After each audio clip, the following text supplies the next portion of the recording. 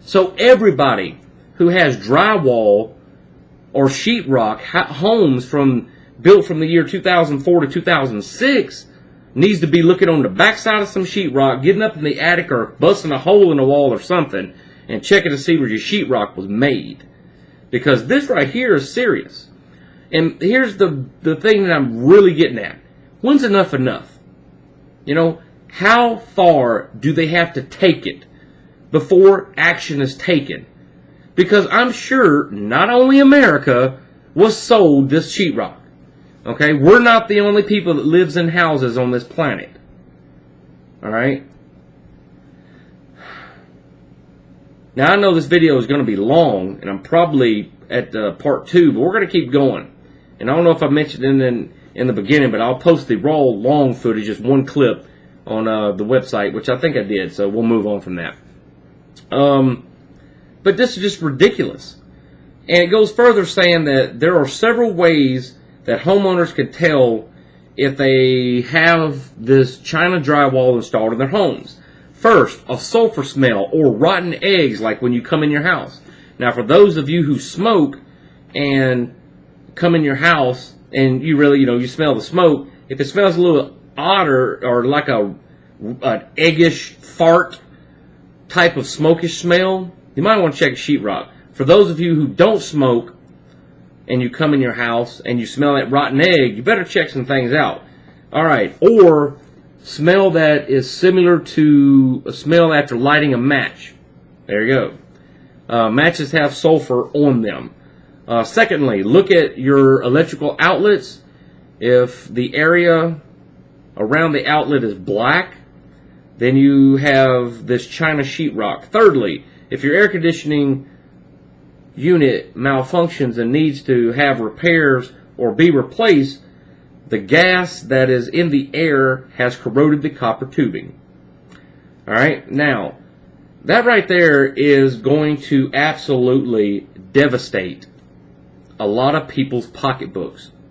Because I'm sure there's going to be something in people's homeowners insurance that's going to state, well, that's not really natural.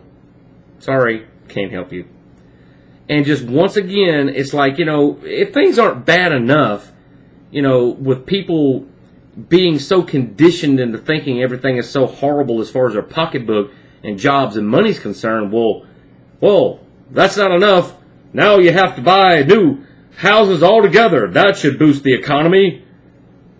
I mean, it's just crazy.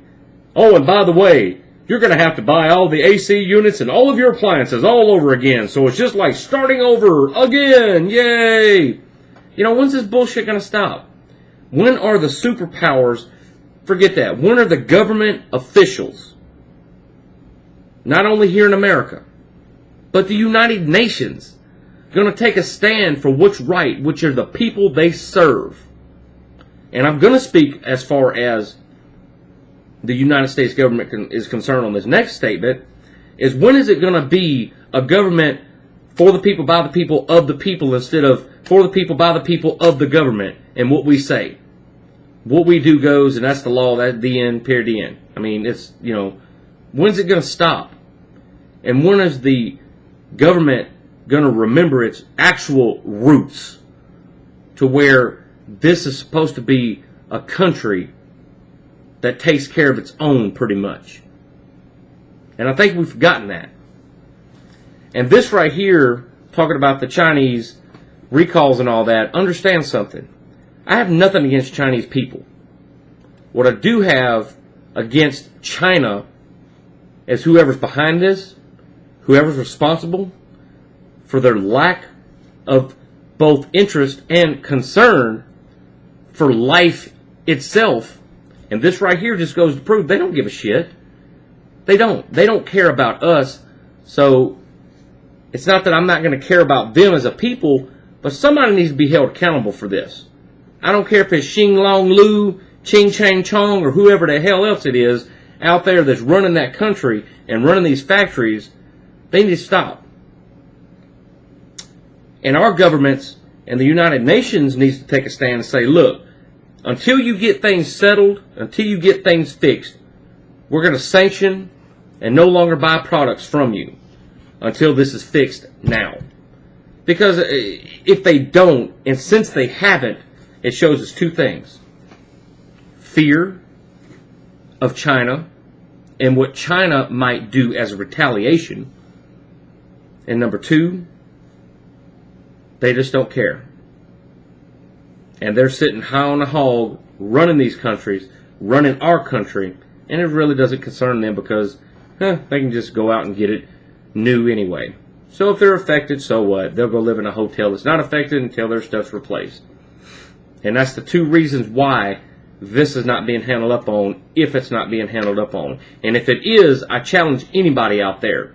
And even if you're a government official and you see this video, send me a message, leave a comment. I'd love to talk to you.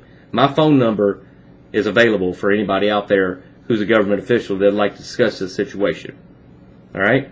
And I'll leave the colorful metaphors to the side and we'll talk about it like professionals. Civilian, government. And just remember who lines your pocketbooks. Now, moving on. The U.S. is testing for health issues, but if this gas can corrode copper, what is it doing to your health? I mean, think about that, people. Copper is one of the most durable, non-corrosive, taking damage to metals on the freaking planet after it's refined down to 99.97% pure. And it's just amazing to me that you can't notice this. Further studies are being done for people who have lived in homes to determine if they have had some health issues occur. Now, there's really no big, gigantic what to do about this right now, other than the media coming out with a story. But let's wait a week. Let's wait a day. Let's wait a month and see if this happens just like all the rest of it. Sweep it under the rug. Send us a new batch. Have a nice day. Oh, and by the way, we're sorry that you don't have a place to live, and oh man, never mind the cancer. Yeah, oh my bad. Yeah, we'll try to do better next time. And that's just all we're getting.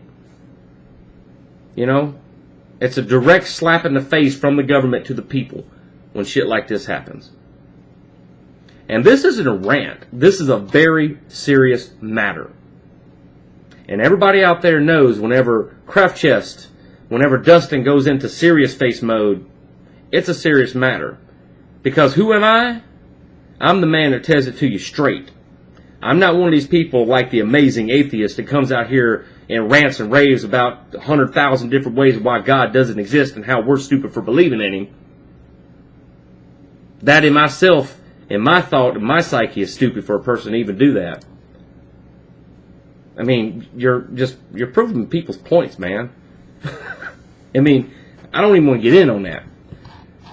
The next thing that I want to talk about is that also in 2007, even 2008 somewhat, China products choke, burn, drown, drop, trap Americans and people from other countries. There were certain products that Walmart, Target, and Sam's Club sold that were contaminated with a certain product that would give people the same symptoms as the renal failure in the animals. So I guess they said, well, it didn't work. Let's get the animals. Gotta tighten it up a little bit. So they just say, in your face. Of the 152 products recalled by the Commission since January, and this is 2007, or am I on the other one?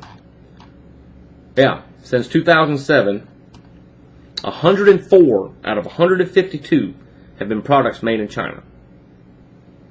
Portable baby swings, swimming pool ladders, faulty baby carriers, easy bake ovens that trap the fingers. Oh, there's an original one.